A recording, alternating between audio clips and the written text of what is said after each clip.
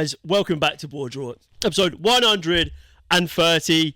The Premier League is coming to a fast end. You know what? Why you confess? In terms of Premier League, can't end soon enough, in my opinion. Really? I know. What is there? What is there? I mean, you still got the race for Champions League. The race for Champions League is okay. You've got race for Europe. You've got... But apart from that, like, titles done. Titles done. We'll talk Relegation's about Liverpool. done. Relegation's done. Yeah, I mean... And we said this on the pod. Bring on Champions League. Yeah. We will dabble a little bit in the Champions League at the end of the video.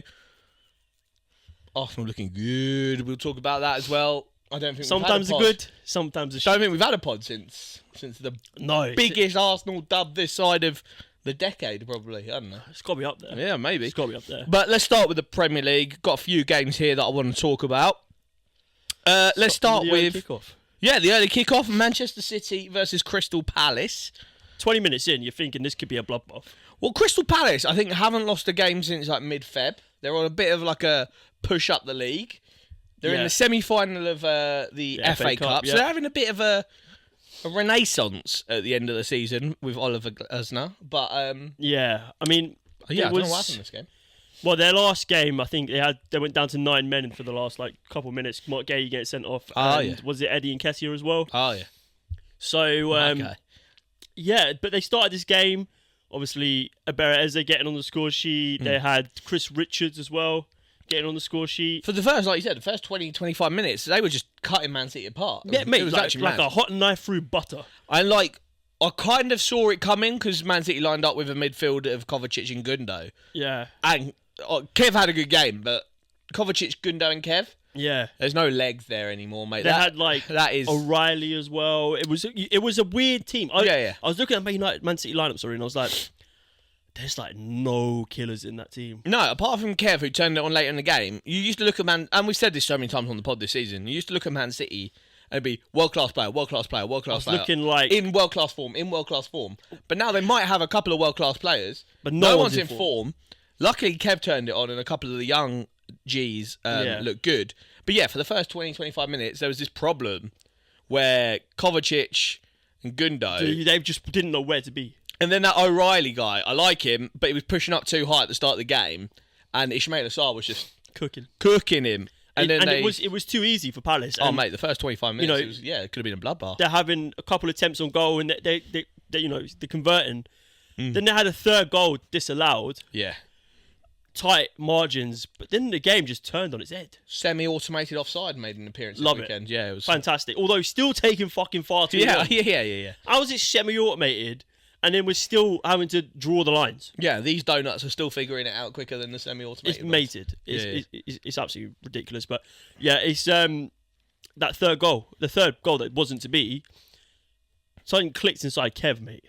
Yeah, he's like, I'm going out sad. Yeah, I'm not going to the MLS. Yeah. Off the back of this, so he turned it on. I mean, Marmoush got on the score sheet again, I believe. Yeah, well, I want to talk about Marmoush and a couple of the youngsters in McAtee and O'Reilly. Yeah. Basically, a grander thing is obviously Man City have been shit this season. But is there a bit of a glimmer of hope going into next season? No. Oh.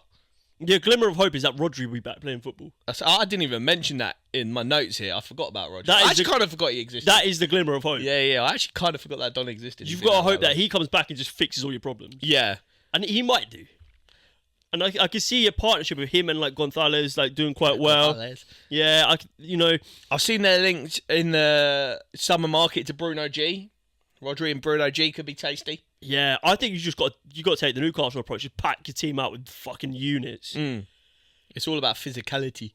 Mate, that Newcastle team, even when they're playing shit, they sometimes just get goals because they just boss the midfield. Yeah. Their players are just bigger than everyone else's. And I think that's what City had when they had a back line of Akanji, Ake, Diaz and Stones. You'd had 4 centre-backs, effectively. Yeah. And then you'd have one of them move into the midfield. So you had them and Rodri. That's Arsenal now, wallahi. Yeah, just get big boys. But O'Reilly, he's a big boy. He looked good. Yeah, he was good. I thought McAtee... I look at McAtee and I'm like, would you start for West Ham? Probably not. And that says it all. That kind of says a lot about Man City. And I don't think he's a bad player. Because they lost boys like Cole Palmer and Rodgers because Yeah. their team was so stacked at that point in time that they had to let these guys go. Now, their team is so bad that these guys would walk into the Man City team and start. So, yeah, it's kind of a dire situation where, I don't know, it's all their players that were world-class, that were keeping out these young stars, are hit like a OAP level at the same time. They need to get rid of Kev. They need to get rid of Gundo. Probably Kovacic. Probably John Stones is too injury prone to stay in the team. Yeah, then they can. Them and their brethren in red in Manchester all need a big clear out of summer. Yeah. I think this is going to be a hecky transfer window because last year's transfer window was kind of dead. Yeah. And Jan was dead as well, yeah. Yeah, so I think this is going to be a hecky one. Unless Maybe the cycles might be working in favour of spending big. Who knows? But Omar Marmoush, I think he's so good. I think he's so since he joined, only Salah scored more goals than him in the Premier League. Isak? No, I think Marmoush. I back it. Marmoush, I think it's quality. And does that spell the end for one Philip Walter Foden? What triple name with him? Because he's already stinking it up. And now you've got a Don that's come in. Not necessarily position for position, but they do play pretty similar positions. Yeah, but and when Haaland gets fit again, you're always going to play Haaland. That homegrown player. Mate, I'd bin Foden off, mate. Send him to the MLS. But, I mean, if you're going to lose probably Grealish this summer... Yeah. I mean, you can't lose everyone. You can't lose everyone. But if there's one team that can afford to lose everyone and replace everyone, it's probably Man City. Yeah, that's true. But Marmoush has been a great signing. And I think he might fall into the trap where they don't... Because he's good, he's capable in many positions, he might be sort of seen as a utility man, when really, I think he probably... Be careful how I word this. He may be more cohesive to the team than Erling Haaland. Yeah, I'll back it. I think he's so good. Like you say, I don't know, he's got a bit more in his bow than Haaland. But is this maybe like Julian Alvarez V2? Oh, the second experiment. It's actually a great shout, you know. Because Alvarez, to be honest, I didn't think it went that badly. No, I think it went really well. They sold him for 100 mil. So yeah, Julian Alvarez V2, bring him in. Maybe he can work without Erling Haaland. He can work with Erling Haaland. He offers you a little bit of versatility. He could play out on the left-hand side. Could probably do a job on the right. So it's sort of what you're seeing in football now is teams don't really want to just buy a player for a position. No. They need to fit the system, perform a role, not fill a position. I'll back it. I think he's a quality signing. A couple of other rumours I've got here for Man City in the summer. Florian Wirtz is a De Bruyne replacement. I think you're going to have to go big, though. I think they are going to go big. But how are you going to get bigger him? than Wirtz? You're going to get... Who was the other geezer you said? Bruno G is a Gundo replacement. That's 100 million. And then other names 200 million that are touted. They spent 200 million Jan. That's true. I think they're spending 300 easy this summer. Yeah. Other names being touted, Adam Wharton and Jared Branthwaite. Can't see. I don't know. Those are the four biggest names on the... I did a little transfer rumour Google. That's what I saw. Yeah, I mean, we'll see, but... Let us know in the comments down below. Man City fans, who are you lining up this summer window? I wonder if we'll see Oscar Bob maybe return. Obviously, he came in towards the end of this game. He's had a horrendous time with injury. He got injured in the Community Shield, didn't he? Yeah. And he looked really good before that. He was really good in that game. Yeah. But yeah, I think there is still a lot of talent, obviously, at City. I mean, look at some of the players they got on loan. Your namesake, Mr. Peroni on loan. Is he that good? Yeah, I think he's playing for Como. I don't think he's that guy, but your namesake is on loan. But yeah, there's a lot of talent around City. They've got the best manager in the world, let's be real. Will he still be there? Yeah. Yeah, probs. Will they still be in the league? Yeah. Yeah, probs. It's going to be sad that this is going to be brushed on the carpet. Right, we mentioned the other end of Manchester United. They travelled to Carabao Cup winners. I kind of thought Newcastle would just kind of check out after they won the Carabao. Oh, they're going but for Arsenal. No, because I feel like a lot of next season rides on them getting Champions League. Because if they don't get Champions League, fucking Isak will be gone. Bruno G will be gone. Maybe Tonali mentioned he's either going to be gone gambling or gone bigger team. Mate, have you seen that? Apparently, there's like another rumour that he's been done for gambling again, which is jokes because he's come back into this Newcastle team and he's been so good. Probably the best player in the team. Like, I know Isak's that guy. Yeah, but like He just does everything. Newcastle were at like a level at the start of the season. As soon as Tonali got back, probably one of the top 3 teams in the league. I genuinely think that Newcastle midfield might be the best midfield in the Premier League. They've got a bit of everything. Like Tonali plays the deepest, but he gets forward. He's scored physical. Today. He crunches tackles. Yeah. Technically proficient. Fantastic range of passing. Gets goals. Gets big head on everything. Bruno G, techie, man. Dictates the play. Also got a bit of bite about him. And your Linton, man. What guy? Mate, he is a unit. Oh, mate, he's a bulldozer. Presence. I mean, you saw for the goal again when Bayendi's just terrible pass out. Just couldn't clear John Linton's big fat head. Yeah, no, I back it. They're 3 world-class players that not Man City, that Newcastle need to keep. And so, like I mentioned, I thought they'd check out after winning the League Cup.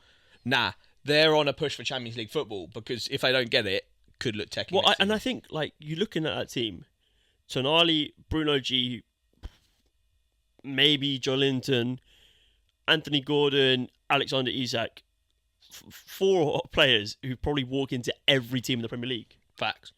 Every team in the Premier League. Mm-hmm. You know, I mean... And that's what I'm saying. Like, Newcastle obviously have come on a long way under Eddie Howe and under their new ownership. I mean, they're doing it with the back 4 consisting of Dan Burn and Fabian Schär. No disrespect to them. Mate, they're quality. But they're not exactly like your Champions League... But that's what I'm saying. So, like, if these players don't get Champions League football, bigger teams will come calling. 100%. And so Newcastle, it is actually a big deal for them to get Champions League football. It looks like they probably will get it. Yeah, I mean... Bit of a push now. I can't see them losing all of them. No, oh God, not all of them. I mean, it's transfer window where they lost Isak, Gordon, Bruno G, and Tonali would be up there with the biggest howler transfer window of all time. I think they'll probably lose Isak for sure. Maybe another one. And I think they'll probably, if they don't get Champions League, lose Bruno G or Gordon. But we mentioned Gordon. He's not even starting at the moment because Newcastle got 2 fucking bagsmen on the wings at the moment. Harvey Barnes and Jacob Murphy. We mentioned Newcastle a couple of weeks ago when they won the Spoke about Jacob Murphy, yeah. Spoke about Jacob Murphy, Dan Burn, Sean Longstaff, kind of these utility players. Harvey Barnes is another one of them. Yeah. How are Harvey Barnes and Jacob Murphy like the best wing combo in the Premier League right now? Well, they're fortunate that Anthony Gordon got stupidly sent off, didn't he? Where he missed the Carabao Cup final and then got injured. And missed 2 games, I think. Yeah. He was suspended until this weekend. Yeah, he's... I don't know, Harvey Barnes has always been good. It's Harvey Barnes, you know. He's been making grown men make noises like that. Come on. For a long time. No, I think Harvey Barnes... He's direct. We said it at Leicester. He's in that echelon where he's good enough to play for, like, the national team. He's good enough probably to play for a competing Europa League team. Yeah, and some. But it's the consistency over a Premier League season which separates you from doing that to being a world-class winger. It's consistency which separates the goods from the greats. So, you know, being able to do it over the course of a season, same maybe with Jacob Murphy. I mean, perhaps not being utilised in that position his whole Newcastle career. Clearly, we've seen a similar thing with Miguel Almiron though. Like he had a purple patch where he looked like the best player in the world. It's true, but this has seemed to go on longer than Miguel Almiron's. But maybe these players are just getting the respect they deserve, and maybe it's just off the back of winning breeds confidence. They're riding this high of good coaching. Maybe we aren't giving enough kudos to Eddie Howe and his team. Yeah. Jason Tindall was on the touchline for this game because Eddie Howe was ill.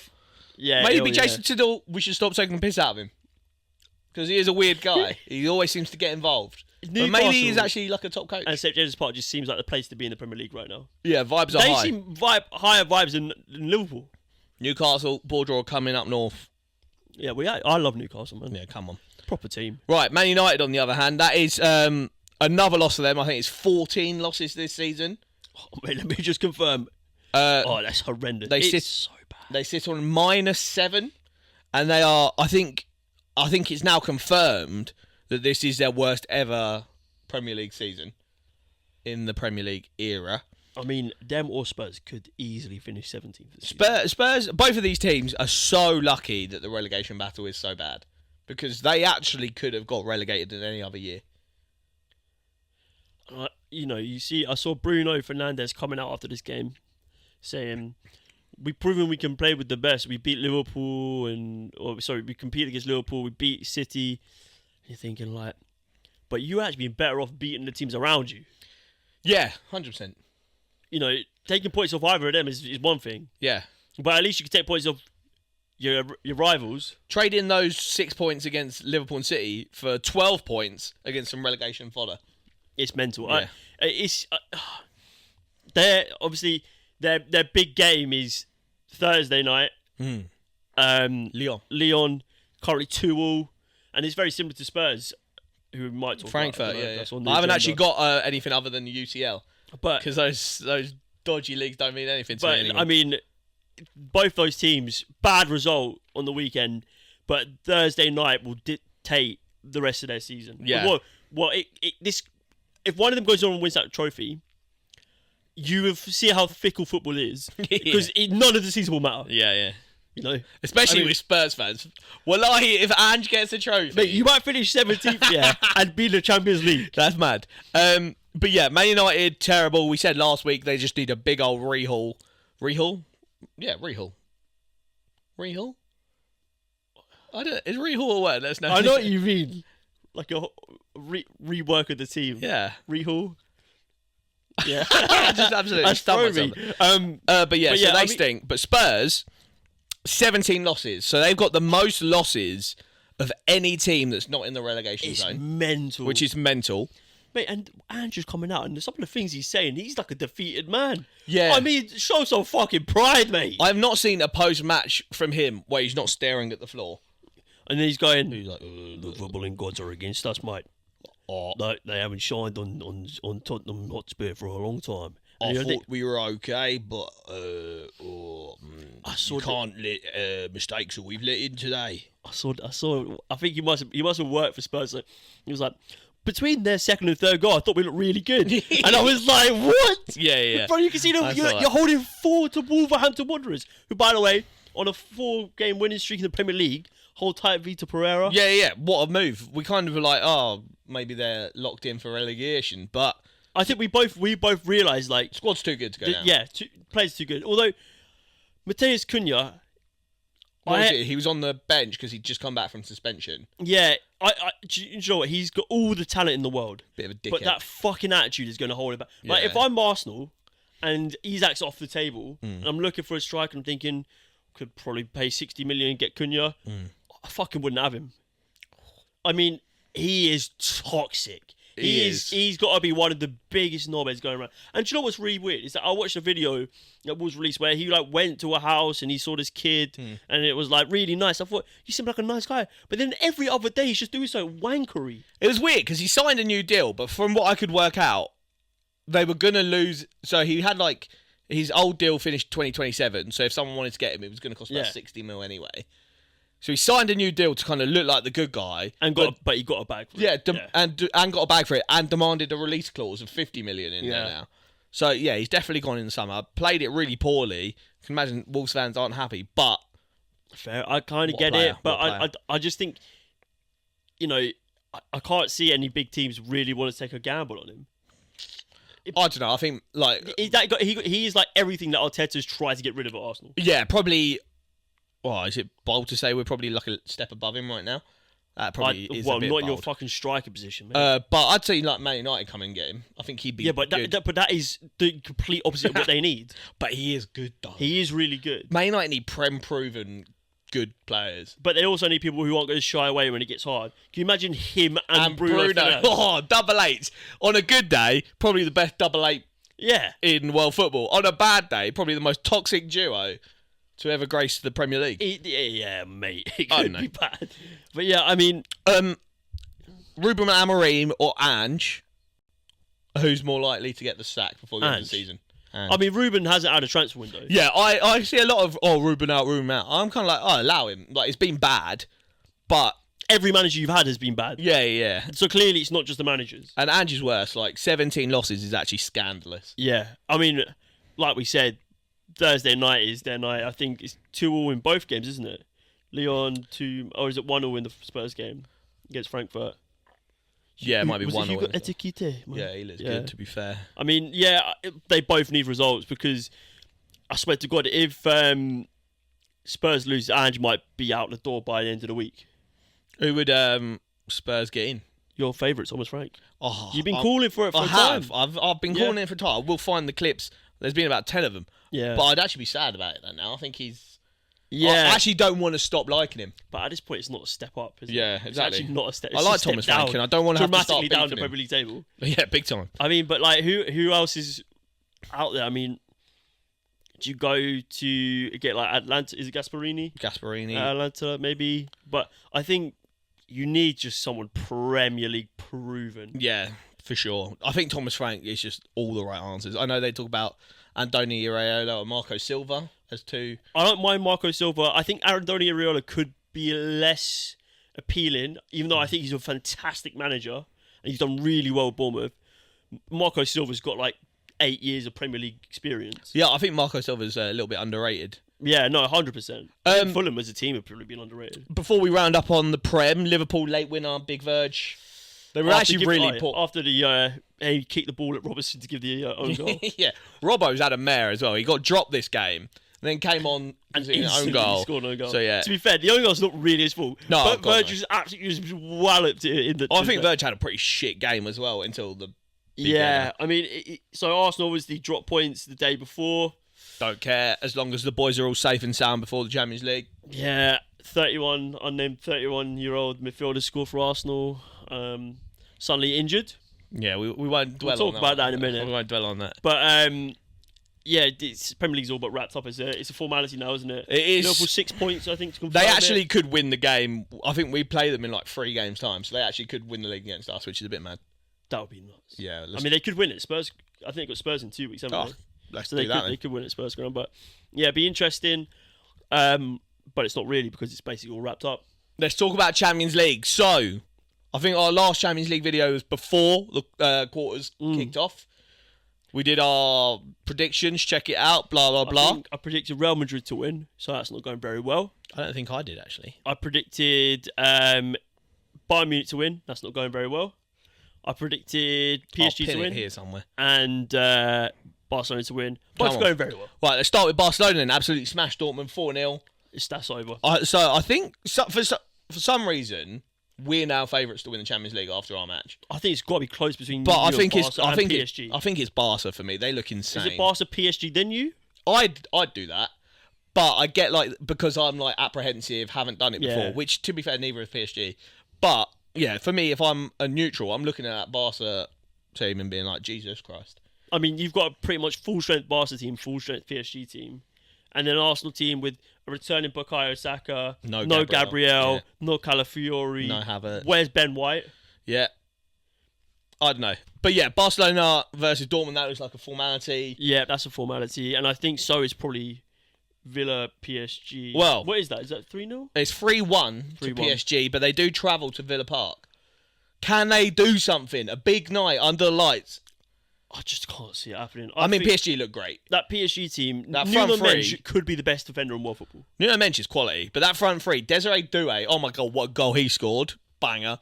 Kvaratskhelia, what a player. And then Ousmane Dembele in form of his life. Yeah. Desiree Doué, I saw Jed Spence talking about him on a podcast, saying that when he played with him at, was it Rennes? He said, this kid was 17 and he basically was like Ronaldinho reincarnate. Yeah, mate, looks really good. This kind of shapen PSG. There's no, obviously they're star players. But there's no players. dirty But egos. there's no Messi or Neymar. There's no Mbappe. we bought them to sell shirts. Oh my God, you see Mbappe's red card last night? Mate, he actually broke his leg. Mate, that's got to be a 10-game ban. Mate, ban him for the second leg against Arsenal. I don't think it. No, it doesn't. But UEFA needs to get involved. He should, out of respect, take himself out of it. That's mad. But yeah, PSG travel to Villa Park. Do you think it's done then? Yeah, I can't see PSG team with that many big players. Midfielder, best midfielder in the competition, I think. Fucking Vitinha, they're too good. And to be fair to Villa, I wouldn't expect them to compete. They've absolutely blown all expectations away already in the Champions League. Well, that early Morgan Rogers goal, I was thinking, they're going to do a little something. Yeah. But then PSG that's the problem with getting a goal early, is you kind of think, oh, we can sit on that. They've got players who've come back at PSG before. Marcus Rashford. Jeez. Do you remember that? Jeez. Marcus Rashford for United. That was a massive comeback. I do. That's a while ago now. Probably the tightest game left in the competition. Inter Milan 2, Bayern Munich 1. Yeah, Martinez doing well. Yeah, it was a nice goal actually. I think Inter, they're going to get through because they've got like the best defence in the tournament, and I think that's just going to see them through. And that's what sort of gets them to Champions League finals, or like late in the competition quite consistently. Yeah, I mean, you know, was it last? Who season before last. Season before last, yeah. I mean, I don't know why not. Yeah, I don't know. Bayern Munich haven't like majorly impressed me at all this tournament. I think they will get this far just because they've got Harry Kane, they've got Michael Olise's their like star man at the minute. Isn't it? But I don't think there's like a good enough. I don't think Kompany's that good a coach anyway. So. No, I don't think so. I think is the second leg at San Siro. Yeah, I wouldn't. I mean, I can see this going either way. Yeah, it's still tight. You could never write off a team like Bayern Munich. You have Harry Kane. That's what I'm saying. You got killers, so you could do something. But yeah, be interesting in that one. I think that's probably the one to watch the second leg of. But I mean, or is the one to watch Real Madrid 0, Arsenal 3. I mean, we're travelling to the Bernabeu. I'm hearing rumours they're going to put the lid on the stadium to keep the atmosphere in, to scare our... Shut up! Declan Rice is going to bag another free kick. Yeah. Oh, mate. Double decker. Talk to me about Arsenal 3, Real Madrid 0. Yeah, I mean, I was watching it and I thought for like 70% of the game, until Declan scored the first free kick, I thought, I mean, this is going to be a fucking boring 0-0. Real Madrid take it back to the Bernabeu and they can't be as bad as they are today. Because all they had was that long ball. The whole game. And it says a lot when Real Madrid conceded 3 goals, Declan Rice scores 2 free kicks, and Courtois was still the best player on the pitch. 100% that. Arsenal, obviously not going to turn my nose up at a 3-0 win, but without Courtois, should have been about 5 or 6. Yeah, mate. 100%. Couple off the line. We were actually dominating them. Yeah, and it really... I mean, Jude Bellingham, I didn't even fucking know he was on the pitch. Well, Don rocked up to the Emirates, shirt tucked in. Check out the ground. Fucking Vaseline on his chest, thinking he's prime Patrick Vieira, mate. Where was he? I mean, the midfield got bossed. Although... By an unnamed 31. Who won't be there, funnily enough, in Spain. Pulled up. What injury, Arteta? Just an injury, mate. I thought it was absolutely disgusting. It's how the journalists... Oh, all of them laughing. And Arteta, everyone's sort of like, you're doing the wig, and it's like, you've got a guy who's committed a pretty serious offence here. Heinous crime, yeah. But you not just turn a blind eye to it, but you've like acknowledged that everyone here is turning a blind eye to it. Yeah, it is pretty rough, not going to lie. So... Yeah, not great. Not great. Not great. We won't dwell on that too much. 3-0. Can Arsenal bottle it? Oh, yeah. Have you seen there's this Don on TikTok? He like does his videos in black and white. He's a Real Madrid fan. And he was like, he's like, Man City 2, Real Madrid 0. Real Madrid come back and win. Liverpool winning. And then Real Madrid come back and win. He does like dramatic... readings of past Real Madrid comebacks, and then he closes his laptop and goes, "So Arsenal, if you think this is over, and I'm like, shut up, you fat neek." That's like the Arsenal guy who's like, "This is a message to the Cronkies." Like, come on, man, it's fucking football. Relax. But no, it's definitely possible. I mean, if there's any team that it'll happen to, if there's any team who can do it and can do it, like Arsenal. Bottle job, banter, mate, Champions League laughing stock for years. For me, if I am big Mikel Arteta, I'm going 5 at the back, and I'm saying we get to half time and it's 0-0. We're looking good. Calma. Yeah, we're looking good. We've got going for us. I think it's 79 games out. And, wallahi, this is not a jinx. If I go and jinx it by saying this... When's the last time you conceded 3 goals? Yeah, we haven't conceded more than 2 in 79 games. But you've only played Real Madrid once in the last, 10 years. If I've gone and jinxed it now, we're scrapping the pod. But... the problem is, like, all it takes is for, like, Mbappe to turn into prime Mbappe. Or, an early Real Madrid goal, and, mate, we'll be shitting. Mate, you're going to be leaking out of those white shorts will be looking kind of brown. I mean, so, Mbappe... Yeah. Vinny Jr., Rodrigo, Jude, like any of those could turn it on, and it could get ropey. I mean, that's what I'm saying. Get to 45 minutes, get to half time, and if you haven't conceded, you're looking, because then you just play just for the outball. You play because they're going to put 20 man forward. Oh, I'm getting stressed thinking about it. Let's not dwell on it too much. Let us know in the comments down below what are your predictions for the second legs of the quarters. If you throw this away, this is the biggest bottle of all time. Yeah, it's up there. It's got to be. For sure it's up there. Yeah. Is Mikel out after that? No, God, no. How could my guy... Oh, yeah, it's like, how could my guy get sacked? But he just beat Real Madrid 3-0.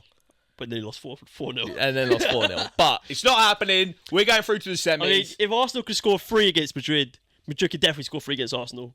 But at this, did you see Gonzalo after when Mbappe's done the cruncher, got sent off, and he's just there puffing? Yeah, ban up to him, and he's busting a vape. I love that. And they still won. Yeah, I love that. Yeah, I mean it's nuts. But yeah, let us know second leg score predictions down below. It's going to be good.